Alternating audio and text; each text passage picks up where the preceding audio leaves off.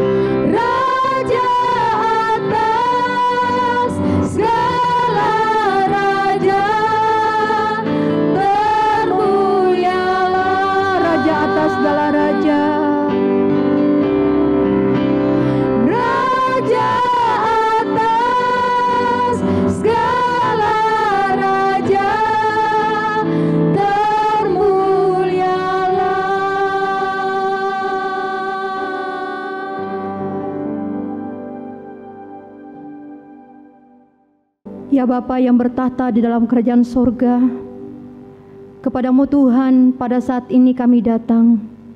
Kami mengucap syukur untuk segala berkat cinta kasih dan anugerah Tuhan yang boleh kami rasakan dan kami nikmati sampai pada saat ini. Terima kasih Tuhan, kalau Tuhan masih memberikan kami kesempatan untuk boleh kami bersama-sama lagi beribadah dengan keluarga kami dimanapun kami berada. Kalau kami masih diberikan kesempatan untuk bersekutu, memuji, memuliakan, mengagungkan nama Tuhan. Kami juga bersyukur kepadamu Tuhan, di sepanjang minggu yang telah berlalu pun, Tuhan tetap memelihara kehidupan kami. Dan kami menyadari kalau kami ada sebagaimana kami ada saat ini, semua karena kasih karunia Tuhan. Ya Tuhan, sebelum kami lebih lanjut lagi, masuk di dalam ibadah kami, datang memuji dan menyembah Tuhan, kami juga datang mengaku di hadapan Tuhan bahwa kami adalah orang-orang yang penuh dengan kelemahan, yang penuh dengan dosa Tuhan. Karena itu ya Tuhan, kami mohon pengampunan daripada Tuhan. Sucikan dan kuduskan kami Tuhan, sehingga kami boleh sungguh layak menghampiri tahta kemuliaan Tuhan, menikmati kehadiran Tuhan. Terima kasih Tuhan, kami menyerahkan ya Tuhan kebaktian ini dari awal pertengahan hingga berakhirnya ke dalam tangan pengasihan-Mu. Hanya di dalam nama Tuhan Yesus kami berdoa dan kami bersyukur. Amin. Jemaat dipersilakan untuk duduk kembali. Dengarkanlah firman Tuhan di dalam kitab Mazmur 42 ayat 6. Mengapa engkau tertekan, hai jiwaku, dan gelisah di dalam diriku? Berharaplah kepada Allah, sebab aku akan bersyukur lagi kepadanya, penolongku dan Allahku. Ketika kita berada dalam situasi yang baik dan aman, bersyukur bukanlah sesuatu yang sulit untuk kita lakukan. Tetapi bagaimana ketika kita berada di dalam situasi yang tidak baik dan tidak aman, seperti apa yang kita alami saat ini? Di tengah-tengah pergumulan menghadapi pandemik virus COVID-19, di mana seluruh aktivitas dan ruang gerak kita menjadi terbatas, adakah kita tetap bersyukur kepada Tuhan? Pujian ini mengatakan, aku mau bersyukur saat indah, saat senang, atau saat susah dan saat duka pun. Aku mau bersyukur. Mari kita bersama-sama menaikkan pujian dari KPPK nomor 49. Ku bersyukur ya tebusku.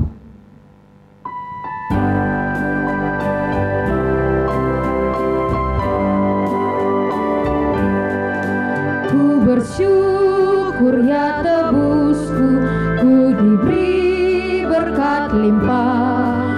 Ku bersyukur ya sertaku dan beriku anugerahnya. Ku bersyukur saat indah atau saat susah pun, air mataku dihapusnya dan damai di hatiku. Ku bersyukur ya dengarku, meskipun tak terkabul. Waktu badai menerpaku, anugerahnya melimpah. Meski susah atau duka, ya beriku penghiburan. Rahmatnya selalu sertaku, kasihnya iringiku.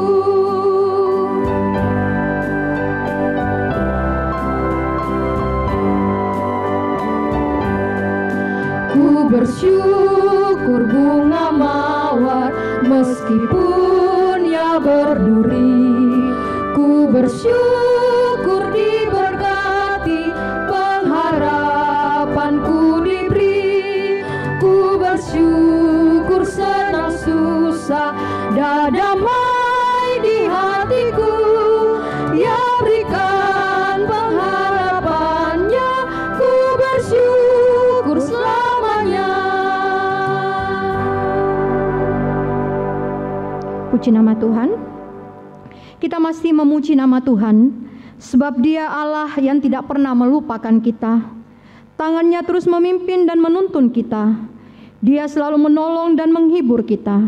Mari bersama-sama kembali kita menaikkan pujian di dalam KPPK nomor 421, Kau Tak Kulupakan.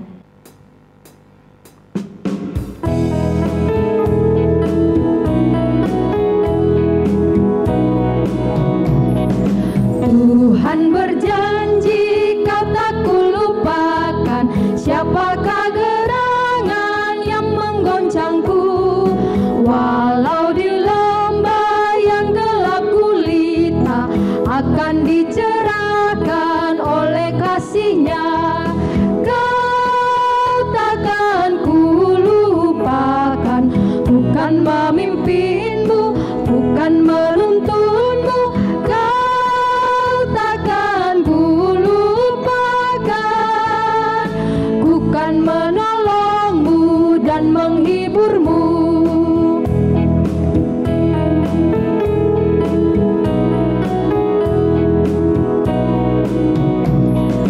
Karena Ya janji kau tak dilupakan, berjalanlah maju sukacitalah. Tak seorang yang dapat dihandalkan, hanya Sang Penebus tetap setialah. Kau takkan kulupakan, bukan memimpinmu, bukan menuntunmu. Kau takkan kulupakan, bukan menolongmu dan menghiburmu. Kau takkan kulupakan, bukan memimpinmu, bukan menuntunmu. Kau takkan kulupakan, bukan menolongmu dan menghiburmu, bukan menolongmu dan menghiburmu.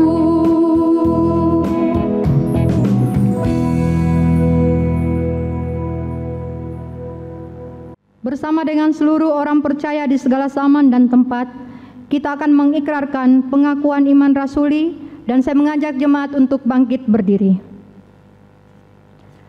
Pengakuan iman rasuli. Aku percaya kepada Allah, Bapa yang Maha Kuasa, Khalik langit dan bumi, dan kepada Yesus Kristus, Anak-Nya yang tunggal Tuhan kita, yang digandung dari Roh Kudus, lahir dari anak darah Maria, yang menderita sengsara di bawah pemerintahan Pontius Pilatus, disalibkan, mati dan dikuburkan, turun ke dalam kerajaan maut, pada hari yang ketiga bangkit pula dari antara orang mati, naik ke sorga, duduk di sebelah kanan Allah Bapa yang Maha Kuasa, dan dari sana Ia akan datang untuk menghakimi orang yang hidup dan yang mati. Aku percaya kepada Roh Kudus, gereja yang kudus dan am, persekutuan orang kudus, pengampunan dosa, kebangkitan tubuh, dan hidup yang kekal. Amin. Jemaat dipersilakan untuk duduk kembali. Ku bersyukur anugerah-Mu besar, kasih-Mu setia di hidupku, ku tak dibiarkan.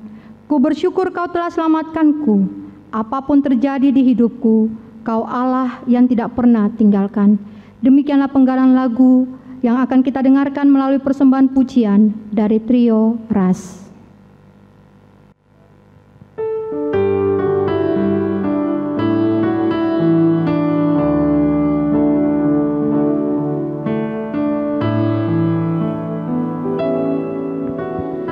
Tuhan Yesus, Allahku,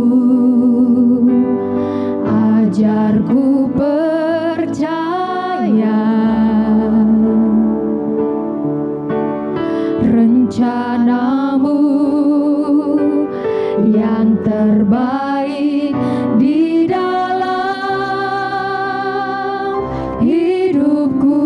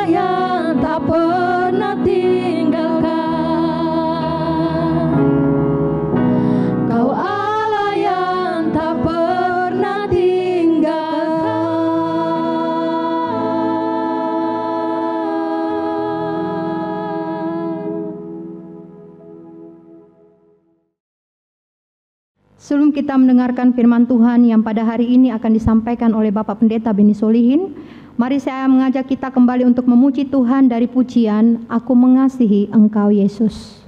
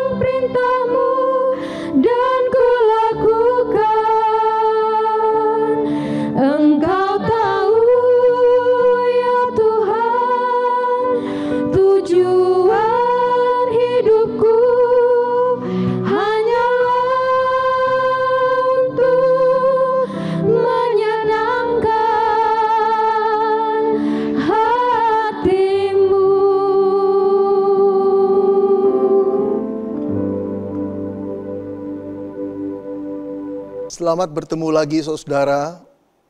Kita berada dalam satu kebaktian. Kita tahu Tuhan hadir di tengah-tengah kita dan akan berfirman, memberikan kekuatan kepada kita. Mari saudara, saya ingin membacakan sebuah ayat yang terambil dari Mazmur 22 ayatnya yang pertama. Mazmur 22 ayatnya yang pertama. Inilah Mazmur dari Daud. Dia berkata demikian. Allahku, Allahku, mengapa engkau meninggalkan aku? Aku berseru tetapi engkau tetap jauh dan tidak menolong aku. Saudara, pasti saudara sebagian dari kita mengenal seorang penulis dari Inggris yang bernama C.S. Lewis. Saudara, dia sastrawan Kristen yang betul-betul mendunia. Di dalam salah satu tulisannya, hasil karyanya yang berjudul The Chronicles of Narnia, itu menjadi satu karya yang gemilang saudara, yang disaksikan oleh orang-orang hampir di seluruh dunia ini. Tapi yang menarik adalah saudara, dia pernah mengajukan satu pertanyaan kepada Tuhan saudara. Pertanyaan yang sebetulnya sangat relevan bagi kita semua, apalagi dalam situasi yang kita hadapi belakangan ini. Apa yang dia tanya kepada Tuhan, saudara? Dia berkata begini, Tuhan, mengapa engkau lebih mudah ditemui saat hidup ini berjalan lancar? Tetapi begitu sulit aku ketemui ketika hidup ini, saudara, aku membutuhkan pertolonganmu. Kenapa Tuhan? Saudara yang dikasihi Tuhan, saya yakin ada banyak orang yang mengiyakan perkataan daripada C.S. Lewis ini.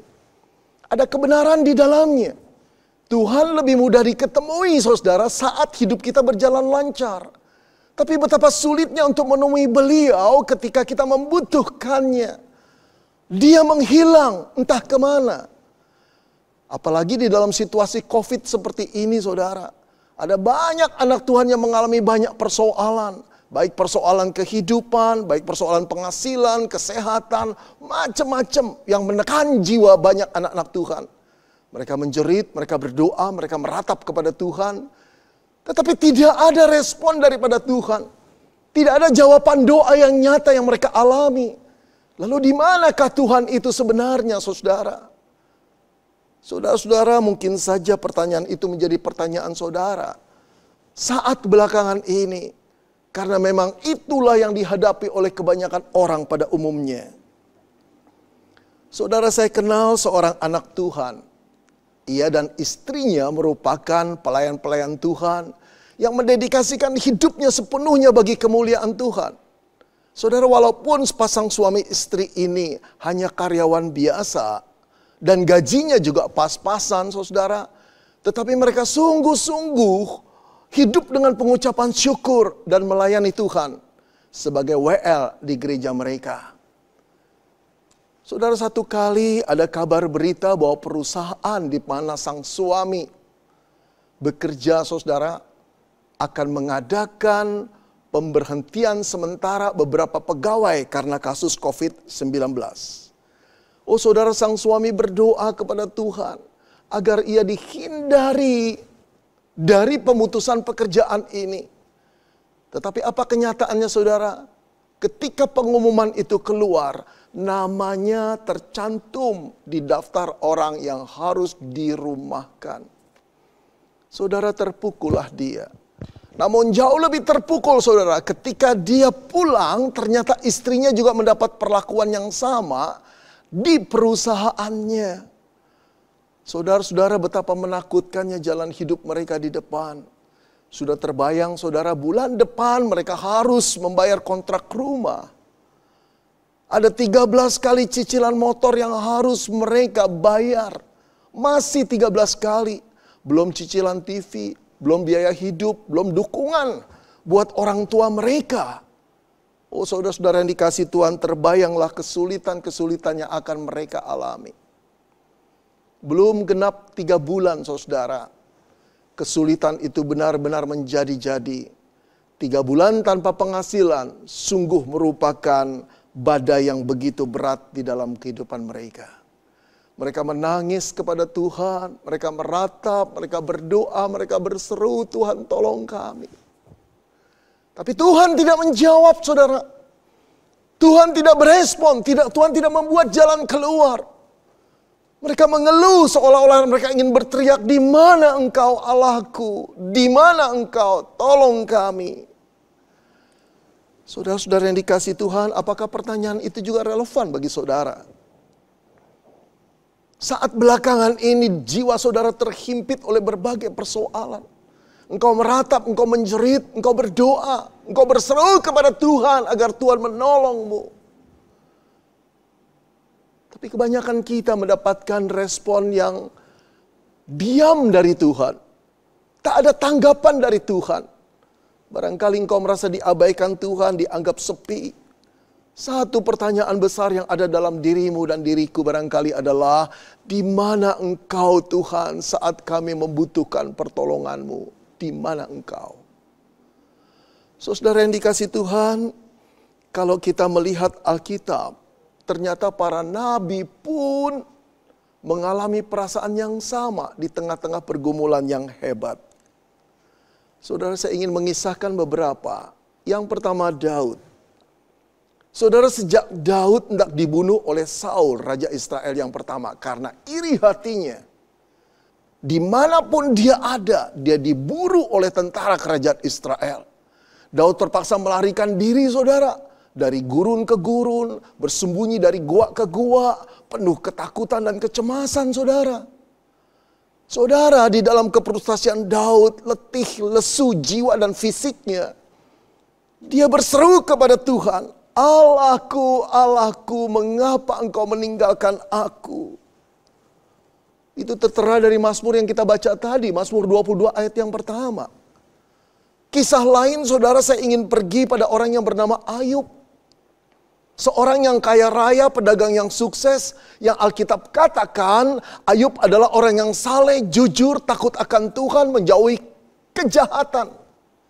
Tapi saudara tahu, satu kali musibah datang menimpa di dalam hidupnya berturut-turut, saudara. Ternak-ternaknya dirampok orang, ladang-ladangnya dijarah orang. Kemudian putra-putrinya yang sedang berpesta dalam satu rumah mati binasa seketika bersama-sama ketika bencana alam terjadi. Lalu setelah dia pilotnya, saudara, badannya penuh dengan borok dari ujung rambut sampai ujung kaki, saudara. Hidupnya seperti gembel sampai istrinya menghina dia dan akhirnya meninggalkan dia. Saudara, di tengah kefrustasian Ayub, Ayub mencari Allah, Ayub memohon kepada Allah, Ayub menjerit kepada Allah. Namun di mana Allah? Saudara, dengarkanlah keluhan Ayub yang berkata, sesungguhnya kalau aku berjalan ke timur, ia tidak kudapati di sana. Atau ke barat, tidak kudapati dia. Di utara ku cari dia, dia tidak tampak. Aku berpaling ke selatan, aku tidak melihat dia. Oh, saudara-saudara, betapa sedihnya. Satu, ungkapkan perasaan Ayub yang kehilangan Allah justru pada saat-saat dia membutuhkan Tuhan. Saudara-saudara, sebenarnya Allah itu di mana saat kita menghadapi persoalan hidup yang begitu berat? Apakah Allah masih peduli kepada kita yang disebut anak-anaknya? Mengapa pertolongannya tidak datang segera mungkin? Apakah dia puas melihat kita menderita, penuh kesakitan, keterancaman, kegelisahan? Sebenarnya Allah itu di mana? Saudara-saudara, mari kita menelusuri Alkitab lagi untuk melihat Allah itu ada di mana pada saat umatnya mengalami persoalan berat, menjerit dan berseru untuk memohon pertolongannya. Mari kita lihat Daud, saudara. Memang sepanjang hidup Daud, saudara, hampir diwarnai oleh banyak kesulitan-kesulitan hidup. Tapi saat Daud mengalami bahaya, apakah Allah diam? Apakah Allah meninggalkan Daud? Tidak sama sekali, saudara. Allah beserta dengan Daud. Pada waktu Daud menghadapi Goliat yang tinggi besar, Allah menyertainya. Pada waktu Daud dikejar-kejar oleh Saul di dalam keadaan yang begitu berbahaya dari gua ke gua, Allah menyertainya. Pada saat Daud, saudara, dikudeta, dikejar dan dibunuh oleh anaknya Absalom, Allah menyertainya. Tidak pernah dalam kehidupan Daud Allah absen menyertai Daud. Saudara, ingatkah saudara ketika bangsa Israel mau diancam untuk dipunahkan atau digenosid oleh seseorang yang membenci bangsa Israel. Dia mempengaruhi Raja Ahasveros. Siapa yang turun membela? Esther namanya. Permaisuri raja, dia keturunan Yahudi. Allah tidak nampak, bahkan di dalam kitabnya pun tidak disebut nama Allah. Tetapi bukan berarti Allah tidak hadir. Dia menggerakkan Esther untuk menjadi kepanjangan tangan menyelamatkan bangsa Israel dari kepunahan. Saudara, itu berarti bahwa Allah tidak pernah tinggal diam terhadap nasib umatnya. Walaupun dia tidak kelihatan, saudara, tapi dia menyertai umatnya. Saudara, penyertaan Allah dalam wujud yang tertinggi adalah turunnya Yesus Kristus menjadi manusia. Dia lahir sebagai manusia. Dia dibesarkan di tengah-tengah manusia. Dia bergaul dengan manusia. Di dalam dia bergaul dan berkomunikasi, dia melawat manusia. Saudara-saudara, dia mengasihi manusia. Tidak ada manusia yang tidak dikasihi. Dia menerima keberadaan manusia dengan segala kekurangan-kekurangannya. Dia mencintai, dia juga mengajar manusia akan kebenaran. Bagaimana mereka harus hidup yang benar di hadapan Tuhan. Dan kasihnya yang terbesar, saudara-saudara, ditunjukkan ketika dia naik ke kayu salib mengorbankan jiwanya. Untuk apa, saudara? Dia mengorbankan jiwanya agar kita yang berdosa tidak dihukum Allah. Penyaliban Yesus di kayu salib merupakan penanggungan, substitusi, pergantian jiwa kita yang seharusnya mati dihukum oleh Tuhan karena dosa-dosa kita. Namun Kristus membayarnya. Saudara-saudara, saat dia ada di kayu salib, saat itu murid-muridnya meninggalkan dia. Saat itu pengikut-pengikutnya malah berbalik mencaci maki dia. Saat itu, saudara, justru Allah meninggalkan dia. Sehingga menjeritlah anak Allah itu, Allahku, Allahku, mengapa engkau meninggalkan aku? Saudara, dialah satu pribadi, satu-satunya pribadi yang sebetulnya tidak bisa ditinggalkan oleh Tuhan. Manusialah yang harusnya ditinggalkan oleh Tuhan. Karena manusia berbuat dosa. Tapi dia tidak berbuat dosa, saudara. Tapi justru dia menjadi satu-satunya pribadi yang ditinggalkan Tuhan. Tergantung di kayu salib secara mengerikan dan hina. Kenapa, saudara? Agar engkau dan saya tidak ditinggalkan Tuhan. Karena hukuman kita telah ditanggungnya. Dia yang tidak mengenal dosa dijadikan dosa olehnya. Agar kita terbebas dari hukuman dosa. Saudara-saudara, itu bukti penyertaan Allah. Sampai Allah Bapa rela untuk terpisah dari anaknya. Agar kita terus disertai oleh Tuhan. Saudara yang dikasihi Tuhan, ketika kita mengalami kesulitan, ketika doa-doa kita tidak terjawab, ketika nampaknya Allah tidak berespon dengan ratapan dan seruan kita, itu bukan berarti dia tidak menyertai kita. Saudara, walaupun kita tidak bisa melihat hadirat Tuhan, tapi bukan berarti Tuhan tidak hadir. Tuhan tetap hadir dalam kehidupan umatnya, saudara-saudara. Oh saudara, mari. Ketika kita punya HP kehabisan pulsa, kita on, kita lihat sudah tidak bisa connect dengan wifi internet kita. Lalu kita mulai klik icon wifi. Di sana banyak tulisan-tulisan, saudara, wifi orang lain. Barangkali ada yang namanya metafor.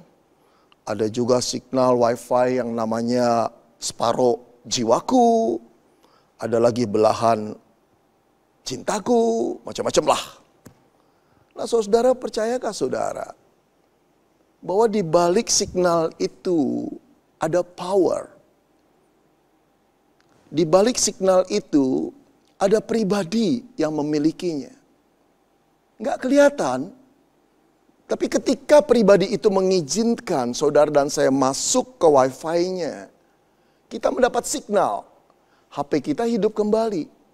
Ketika HP digerakkan oleh signal yang tidak nampak, saudara, maka engkau dan saya bisa mencari informasi apa yang tidak kita tahu jadi tahu. Jalanan yang kita tidak tahu menjadi jelas dibimbing oleh HP kita, gadget kita. Kemudian kita juga bisa, saudara, untuk meminta tolong HP kita untuk memesan makanan, membayar, dan melihat rekening kita sisa berapa. Oh saudara-saudara, tidak nampak signal wifi itu secara nyata. Tapi bukan berarti dia tidak hadir. Saudara, hal yang sama ketika kita berdoa menjerit kepada Allah, kita tidak merasa hadirat Allah. Tapi bukan perasaan kita sekarang yang harus kita andalkan. Pengetahuan kita tentang Allah, bahwa dia adalah pencipta alam semesta, bahwa dia adalah roh, bahwa dia adalah Allah yang tidak pernah meninggalkan ciptaannya. Dia tetap memelihara bersama dengan ciptaannya, dia tidak pernah meninggalkan ciptaannya. Bahkan dia memberikan Yesus Kristus untuk Allah yang Immanuel itu tetap menjadi bagian kita dan hadir dalam hidup kita. Saudara, sampai Paulus berkata tidak ada satupun yang bisa memisahkan dari kasih kita dari kasih Kristus. Tidak, penderitaan, ketelanjangan, kekurangan, apapun tidak, bahkan kematian pun tidak. Saudara-saudara, masih kurangkah engkau percaya bahwa Allah tidak pernah meninggalkan kita? Jadi di mana Tuhan pada waktu kita menghadapi penderitaan, berdoa dan berseru dan Dia tidak menjawab? Dia hadir. Dia mendengar doamu. Dia tahu kesulitanmu. Karena Dia ada pada saat engkau berdoa. Dia memandangmu, Dia menilikmu. Oke Pak, saya boleh mengakui bahwa Tuhan itu hadir dalam kehidupan saya. Barangkali ada orang yang berkata begitu. Atau pikiran saudara berjalan seperti itu.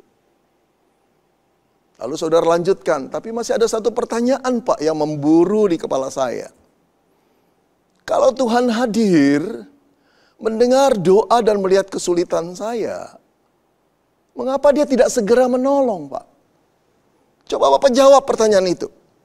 Kalau Tuhan hadir melihat kesulitan saya, mendengar doa saya, kenapa Dia tidak segera menolong? Kenapa Dia berlama-lama?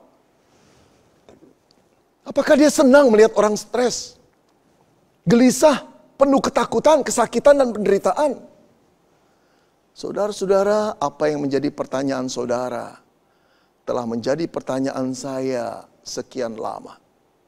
Kalau Allah hadir, kenapa Dia tidak segera menolong? Saudara-saudara, kalau kita melihat Alkitab, kita harus mengakui bahwa Allah seringkali menolong umatnya berlambat-lambat memang. Kita harus mengakui itu. Saya tunjukkan pada saudara. Ketika orang-orang Israel berada di Mesir, mereka terjajah, dipekerjakan rodi, dipaksa, bahkan anak-anak mereka pernah dibunuh. Saudara, berapa lama mereka menderita sampai Allah menolongnya? 400-an tahun. Kita bertanya, kenapa Allah selama itu setelah banyak korban jatuh, kenapa Allah tidak segera menolong? Katanya Dia hadir, tapi kok tidak menolong? Saudara-saudara, mengapa Allah tidak menolong Israel di Mesir sampai 400 tahun kemudian? Jawabnya kita tidak tahu dan tidak ada seorang pun yang tahu. Mari saya perlihatkan lagi saudara. Ketika bangsa Israel dijajah di Babel, sebagai orang-orang jajahan yang terbuang di sana, kehidupan mereka tidak nyaman, tidak senyaman kampung halaman mereka bukan. Mereka menjerit kepada Tuhan ketika mereka terancam untuk digenosid, saudara. Sampai Allah membebaskan mereka. Berapa lama Allah membebaskan mereka? 70 tahun. Kenapa begitu lama? Kenapa tidak 7 tahun? Kenapa tidak 7 bulan? Kenapa tunggu 70 tahun? Seolah Allah itu memang berlama-lama dan menikmati kesulitan umatnya. Saudara-saudara, mengapa Allah begitu lama menolong umatnya? Jawabnya, kita tidak tahu saudara. Dan tidak ada seorang pun yang tahu. Mari kita berangkat dan mempertanyakan kepada Tuhan. Kenapa Dia begitu lama menolong Daud, menolong Ayub di dalam kesulitannya. Sampai belasan tahun mereka bergumul di dalam ketakutan dan kefrustrasian. Di dalam ancaman bahaya dan penderitaan. Kenapa Allah menolong mereka sampai belasan tahun? Saudara, harus kita katakan kita tidak tahu jawabannya. Dan tak seorang pun yang tahu. Namun saya ingin mengutip sebuah ayat saudara. Yang Yesaya katakan demikian. Sebab rancanganku bukanlah rancanganmu. Dan jalanku bukanlah jalanmu. Demikianlah firman Tuhan. Seperti tingginya langit dan bumi, demikianlah tingginya jalanku dari jalanmu. Dan rancanganku dari rancanganmu. Saudara, firman ini berkata Tuhan tidak bertindak secara sembarangan. Asal-asalan, tanpa perencanaan. Dia juga tidak bertindak secara intuitif. Seperti seorang seniman yang hanya berkarya kalau datang inspirasi. Atau dia bukan seperti seorang gadis yang mudi. Yang hanya mau melakukan sesuatu yang sesuai dengan tergantung perasaannya. Tidak sama sekali, saudara. Allah adalah Allah yang terencana. Allah adalah Allah yang berhikmat. Allah adalah Allah yang pandai. Allah adalah Allah yang maha bijak, saudara. Dia bertindak sesuai dengan keputusannya, saudara. Saya ingin menunjukkan saudara lagi. Sejak Adam dan Hawa jatuh dalam dosa, Allah sudah menjanjikan seorang juru selamat akan datang. Membebaskan manusia dari dosa. Di malam Natal yang pertama, Yesus Kristus itu datang. Berapa tahun saudara-saudara, janji Allah akan keselamatan itu datang dalam malam Natal yang pertama. Berapa tahun? Ribuan tahun, saudara. Bingung bukan? Kenapa setelah ribuan tahun baru Allah menolong manusia di dalam keterikatannya, keterjebakannya atas dosa. Setelah begitu banyak manusia menjadi korban dosa dan keganasannya. Jawabnya adalah kita tidak tahu dan tak seorang pun yang tahu, saudara. Namun Galatia 4 ayat 4 berkata, tetapi setelah genap waktunya, maka Allah mengutus anaknya yang lahir dari seorang perempuan dan takluk kepada hukum Taurat. Setelah genap waktunya, waktu siapa, saudara? Waktu Tuhan. Bukan waktu kita. Di dalam waktu Tuhan tertera juga, saudara, terkandung di dalamnya, di dalam perencanaan Tuhan, bukan perencanaan kita. Di dalam jalan Tuhan, bukan jalan kita. Oh saudara-saudara, inilah yang kita harus maklumi. Bahwa Allah bukan pribadi yang bertindak asal-asalan tanpa perencanaan. Bukan intuitif, bukan mudi, tapi segala sesuatu telah Dia hitung sesuai dengan hikmatnya. Saudara, sampai Paulus berkata, oh alangkah dalamnya kekayaan, hikmat dan pengetahuan Allah. Sungguh tak terselidiki keputusan-keputusannya. Dan sungguh tak terselami jalan-jalannya. Sebab siapakah yang mengetahui pikiran Tuhan? Atau siapakah yang pernah menjadi penasihatnya? Saudara, Paulus mengakui keputusan-keputusan Allah tidak terselami. Saudara, saat manusia itu bangga ketika bisa menghitung berbagai faktor dalam mengambil keputusan. Saudara, Allah bukan cuma tahu beberapa faktor atau belasan faktor. Allah mengetahui jutaan faktor yang tidak dipertimbangkan manusia dalam mengambil satu keputusan. Jutaan faktor. Bahkan yang lebih luar biasa, dia bisa menggerakkan, mendesain faktor-faktor itu untuk bekerja sesuai dengan apa yang dia putuskan. Karena apa, saudara? Karena Dia Allah yang Maha Kuasa. Karena Dia Allah yang Maha Bijak. Lalu dalam keberadaan Allah seperti ini, adakah Allah memerlukan penasihat? Seperti Dia kekurangan hikmat. Oh saudara, kita harus malu bahwa kita tidak layak dibanding Allah. Saudara-saudari, Yesaya berkata Dia adalah penasihat ajaib. Dia penasihat ajaib. Apakah memerlukan penasihat? Saudara-saudara, jadi pada waktu Allah menahan-nahan atau merasa kita merasa Allah berlambat-lambat menolong. Saudara-saudara, itu bukan karena Allah tidak punya rencana. Tapi justru karena Dia merencanakan dengan matang, Dia tahu kapan harus menolong kita. Atau bahkan saya katakan, kapan menolong, kapan tidak menolong. Kalau menolong, kapan waktunya. Kalau tidak menolong, bagaimana nanti akibatnya. Tuhan sudah baca semua itu sesuai dengan rencananya. Kalau begitu, saudara, mari kita jawab pertanyaan. Mengapa Allah berlama-lama menolong kita? Mengapa Allah tega membiarkan kita menderita di dalam situasi-situasi yang menjepit seperti belakangan ini? Jawabnya adalah, itulah kedaulatan Tuhan. Itulah kedaulatan Tuhan, saudara. Itulah hak prerogatif Tuhan. Satu hak yang Dia punyai, yang tidak perlu Dia konsultasikan kepada yang lain. Hanya Dia yang bisa mengambil keputusan sesuai dengan Dia. Kedaulatan Tuhan. Saudara, kita sudah mengenal istilah lockdown karena kasus pandemi ini, bukan? Nah, mari kita bertanya, saudara, siapakah di negara Indonesia ini yang berhak untuk memutuskan satu daerah, satu kota, satu provinsi itu untuk lockdown? Apakah bupati, wali kota, gubernur? Saudara, Presiden Jokowi menegaskan bahwa satu daerah lockdown atau tidak lockdown itu wewenang daripada pusat. Yang dimaksud tentu saja Presiden, saudara. Di bawah dialah wewenang itu. Dialah yang berdaulat memutuskan.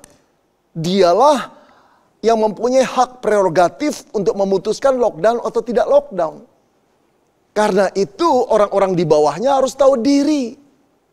Boleh sih saudara-saudara, Presiden Jokowi itu diberikan informasi tentang keadaan di satu daerah seperti apa.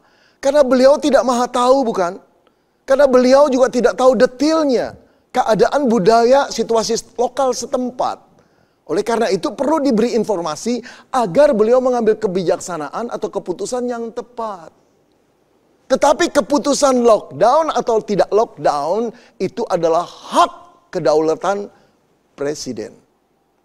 Saudara yang dikasihi Tuhan, apakah Allah akan menolong kita atau tidak?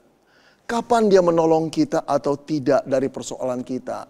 Itu adalah kedaulatan Tuhan.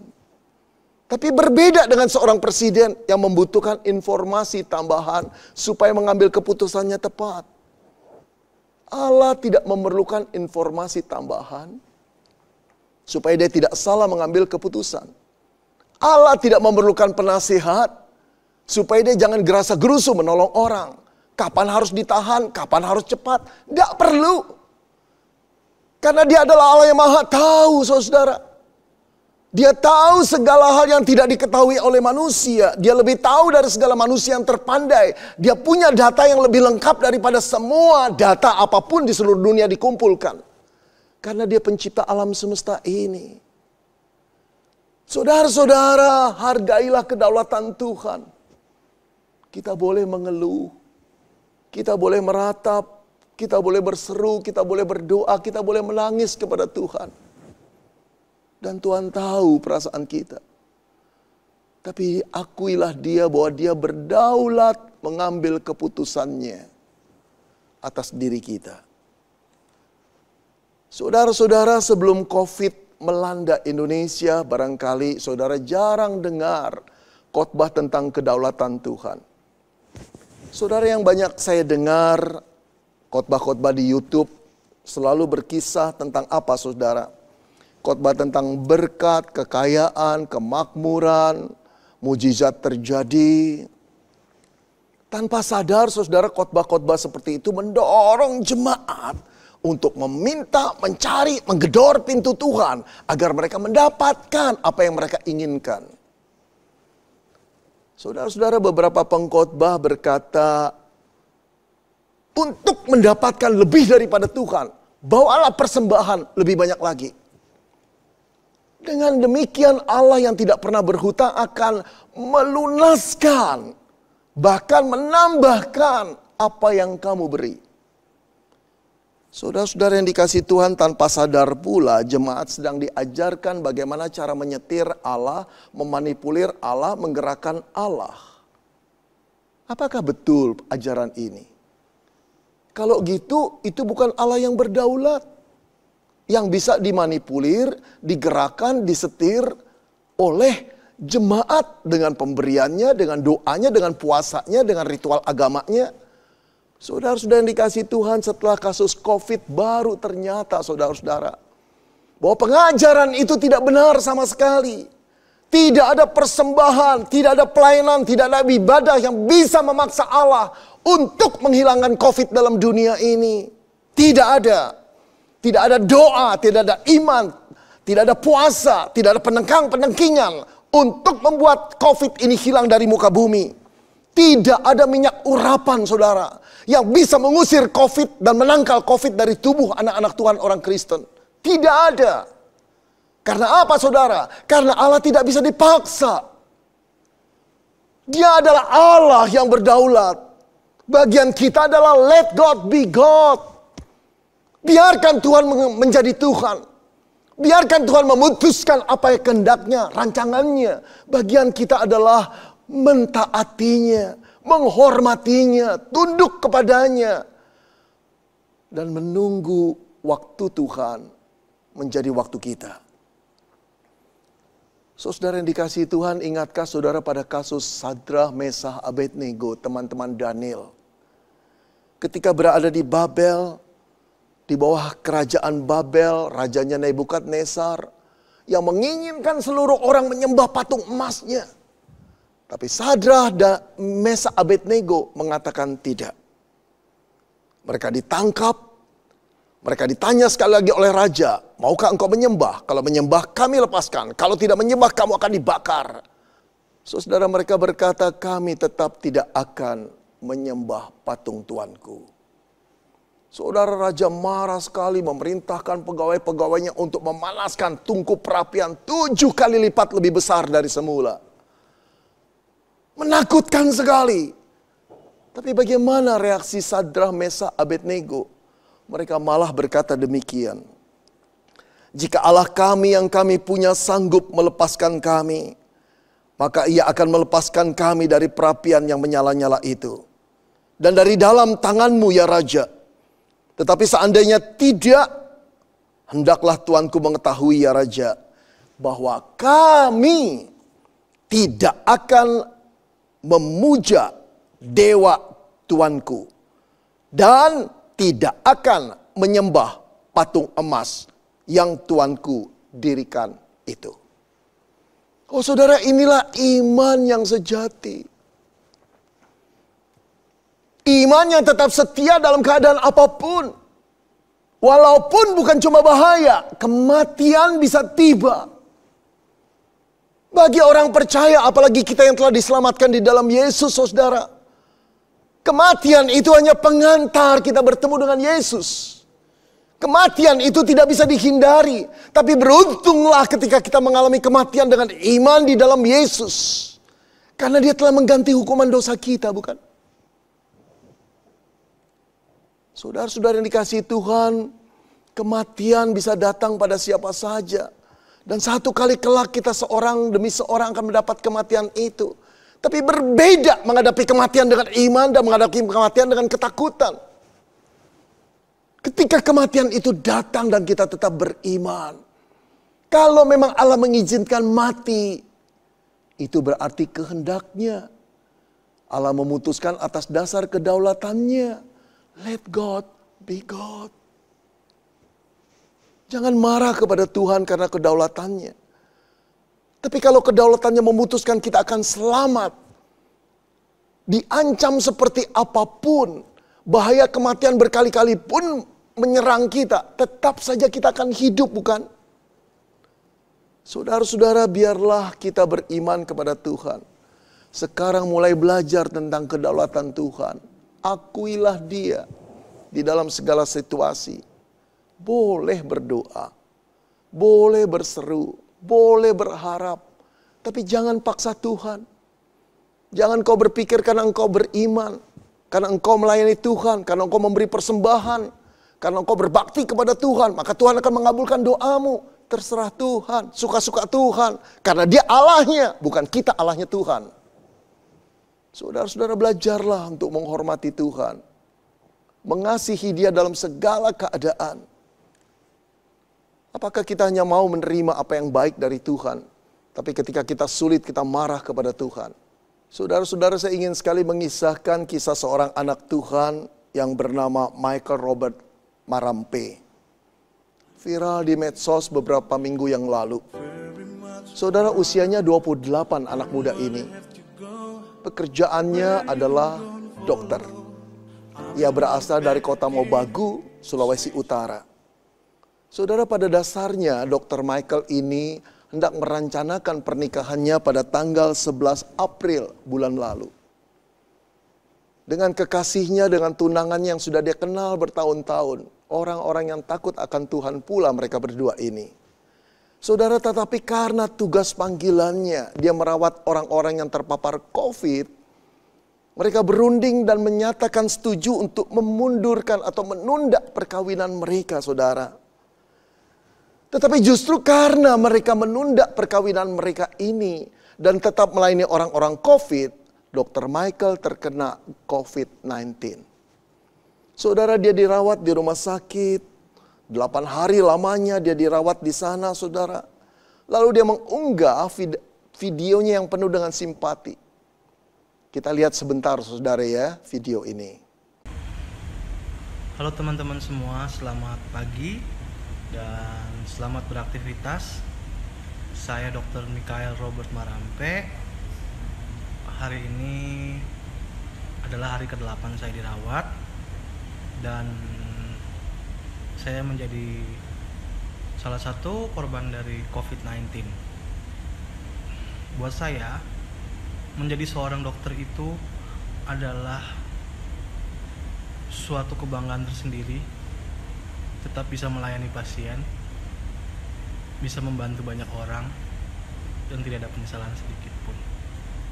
Buat teman-teman semua di garda terdepan, tetap semangat dan wajib menggunakan APD yang lengkap. Selalu semangat teman-teman semua, dan Tuhan Yesus memberkati. Saudara, saya percaya bahwa orang tuanya, tunangannya, teman-temannya, koleganya, sahabatnya, bahkan pasien-pasiennya berdoa untuk Dr. Michael. Satu dokter yang baik, yang simpati, yang merasa panggilan hidupnya dalam melayani orang-orang yang menderita. Ini tugas mulia daripada Tuhan. Dan dia orang beriman.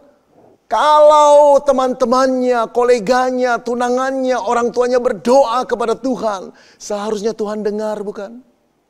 Satu doa yang benar-benar diharapkan dikabulkan oleh Tuhan. Tapi apa yang terjadi? Pada tanggal 26 April bulan lalu, saudara, Dr. Michael Marampe meninggal dunia. Oh, saudara-saudara, merataplah teman-temannya, merataplah dunia kedokteran, merataplah tunangannya, merataplah orang tuanya. Merataplah kita orang-orang Kristen. Dengan satu pertanyaan, mengapa Tuhan kau tidak tolong anakmu? Kurang apa dia? Oh, saudara yang dikasih Tuhan, bukan kurang apa Michael itu. Tapi kita harus mengakui keputusan terakhir berada di tangan Allah, bukan di tangan kita. Dia Allah yang berdaulat. Dia Allah yang maha tahu apa yang harus dilakukannya. Dia bukan tidak berbelas kasihan. Justru karena dia berbelas kasihan dipanggil anaknya yang dia kasihi, Michael Marampe itu. Untuk pulang menikmati kekekalan, kemuliaan. Saudara, bagi orang-orang yang hidup dalam Kristus, mati adalah keuntungan. Itu bukan cuma slogan. Itu satu pemahaman yang dalam tentang iman Kristen. Itu satu janji Allah. Ketika kita pulang di dalam Kristus, itu adalah satu keuntungan. Di sanalah Bapa akan menerima kita.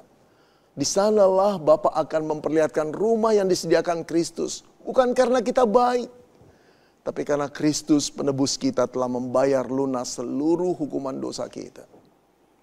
Saudara-saudara yang dikasihi Tuhan, tidak selalu saya harapkan kita yang terjepit masalah dan kena COVID akan meninggal dunia. Tentu tidak.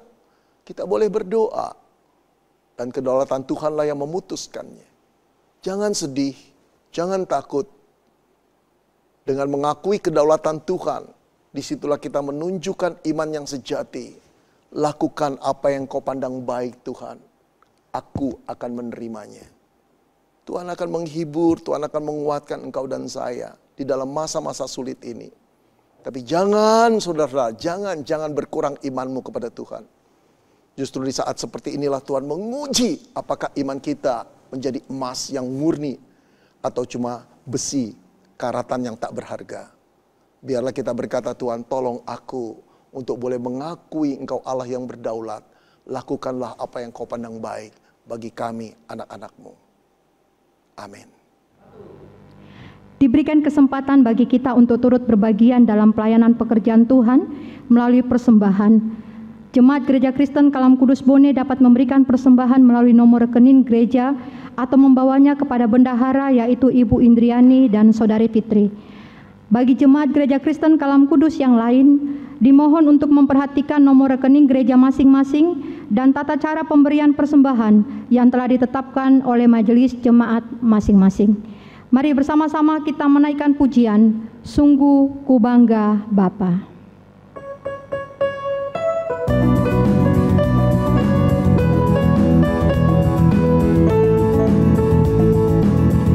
Sungguh ku bangga Bapa, punya Allah seperti Engkau. Sungguh ku bangga Yesus atas segala pengorbananmu. Tak ingin aku hidup lepas dari kasih-Mu. Kasih-Mu menyelamatkan dan beriku pengharapan. Kini ku persembahkan apa yang aku miliki. Memang tiada berarti bila dibanding dengan kasih-Mu. Namun ku ingin memberi dengan sukacita di hati, karena ku tahu ini menyenangkan hati-Mu. Mari kita berdoa. Ya Tuhan Allah Bapa di surga, kami bersyukur kepada Tuhan pada saat hari ini. Terima kasih buat setiap kebaikan Tuhan yang kami boleh nikmati di sepanjang kehidupan kami. Bapa yang di surga, pada saat ini Tuhan kami bersyukur juga untuk firman Tuhan yang boleh kami dengar. Dan biarlah itu Tuhan tidak berlalu begitu saja, tetapi boleh sungguh mendapat tempat di dalam hati kami, boleh mengajar setiap kami, boleh membawa kami kepada pengenalan yang sungguh akan Tuhan.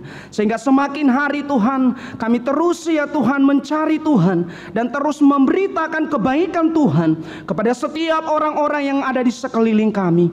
Bapa yang di surga, pada saat ini kami berdoa ya Tuhan untuk bangsa dan negara kami. Kiranya Tuhan memberkati setiap para pemimpin kami. Tuhan beri mereka terus kemampuan di dalam memimpin bangsa ini. Bahkan di dalam situasi pandemik ini Tuhan, biarlah kiranya Tuhan memampukan setiap mereka.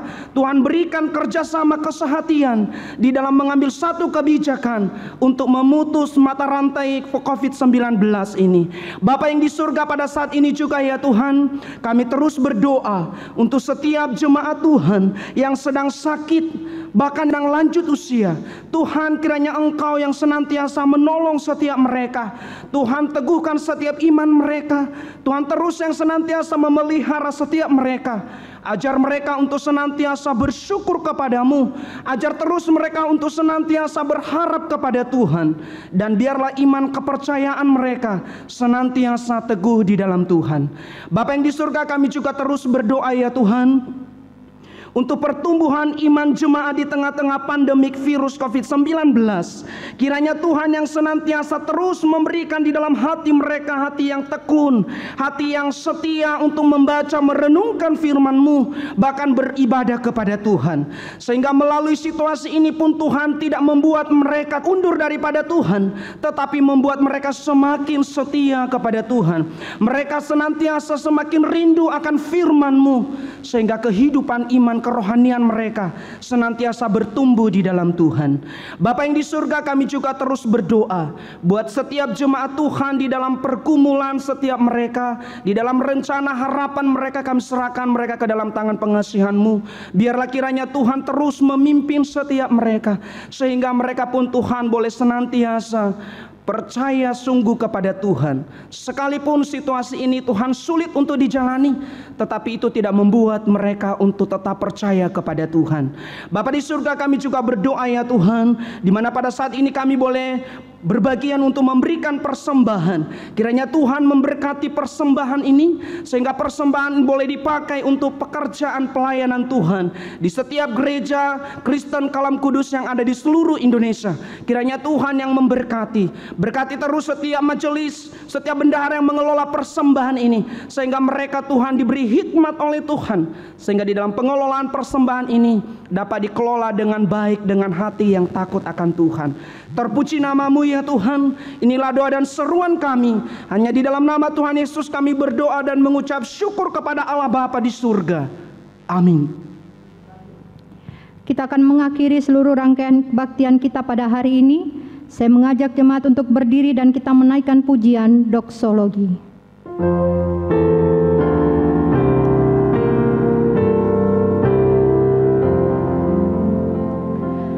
Puji Allah Bapa Putra, puji Allah Roh Kudus, ketiganya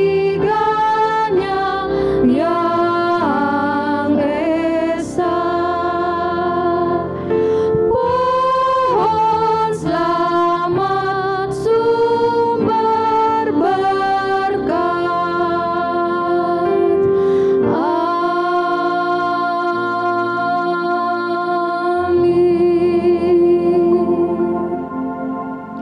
Jemaat yang saya kasih dalam Tuhan Yesus Kristus, dengarkanlah firman Tuhan dan lakukanlah itu di dalam kehidupan kita hari lepas hari. Arahkanlah hati dan pikiran kita untuk menerima berkat Tuhan. Tuhan memberkati kita dan melindungi kita. Tuhan menyinari kita dengan wajah-Nya dan memberi kita kasih karunia. Tuhan menghadapkan wajah-Nya kepada kita dan memberi kita damai sejahtera mulai saat ini lagi sampai Tuhan Yesus datang kedua kalinya. Amin.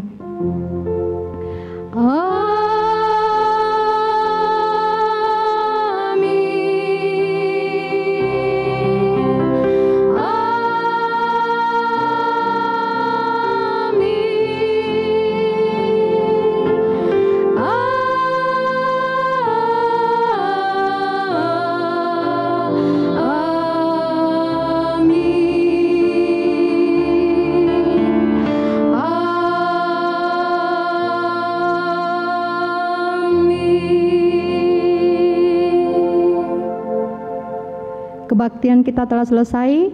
Silakan duduk kembali. Kami mengucapkan selamat hari Minggu. Tuhan Yesus memberkati.